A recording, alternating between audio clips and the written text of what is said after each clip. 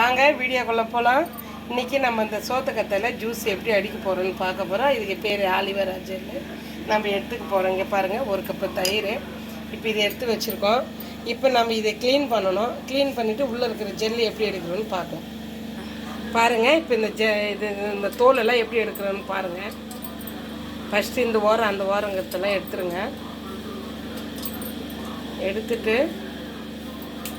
பாருங்க,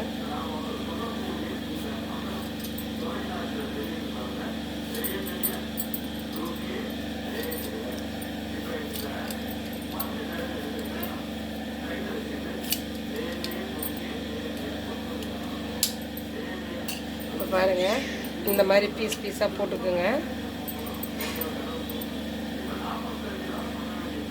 இந்த மாதிரி பீஸாக போட்டுட்டு ஒரு பாத்திரத்தில் இதை அப்ளை பண்ணிடுங்க.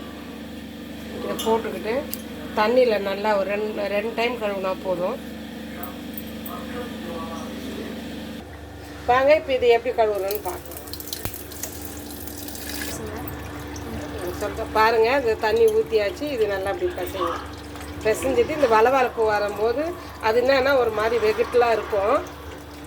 இங்கே பாருங்கள், இந்த தண்ணி நல்லா கழுவிட்டேன் பாருங்கள். அடுத்தது ஜாரில் போட்டு இப்போ எப்படி அடிக்கிறதுன்னு பார்க்குறோம். வாங்க, இப்போ நான் இப்போவே கல் உப்பு போட்டிருக்கேன். நான் அதுதான் யூஸ் பண்ணணும். இப்போ இதை பாருங்கள், இதை நல்லா க்ளீன் பண்ணிவிட்டேன். நல்லா தண்ணி ஊற்றி 2-3 டைமு கழுவிட்டேன்.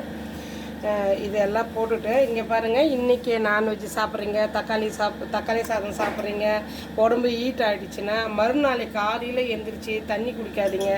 நல்லா இந்த ஜூஸ் அடித்து 2 டம்ளர் சாப்பிடுங்க. உடனே உங்களுக்கு ஹீட்டு குறையும். மோஷன் போகிற இடம்லாம் ஃப்ரீயாக இருக்கும். அந்த எரிச்சல் இல்லாமல் இருக்கும். இங்கே பாருங்கள், இந்த கப்பு தயிரும் ஊற்றுறேன். ஊற்றிட்டு இப்போ மிக்சியில் அடிக்க போகிறேன். என்ன பாருங்கள், ஆஃப் பண்ணிட்டேன். இப்போ இந்த ஜூஸ் எப்படி குடிக்க போகிறேன்னு பாருங்கள். இப்போ பாருங்கள், இந்த ஜூஸ் எவ்வளோ சாப்பிட்டோம்னா காலையில் அவ்வளோ உடம்புக்கு நல்லதுங்க. அவ்வளோ குளுமையாக இருக்கும். சாப்பிட்டு பாருங்கள். சாப்பிட்டு பார்த்துட்டு கமெண்ட் பண்ணுங்கள், லைக் கொடுங்க.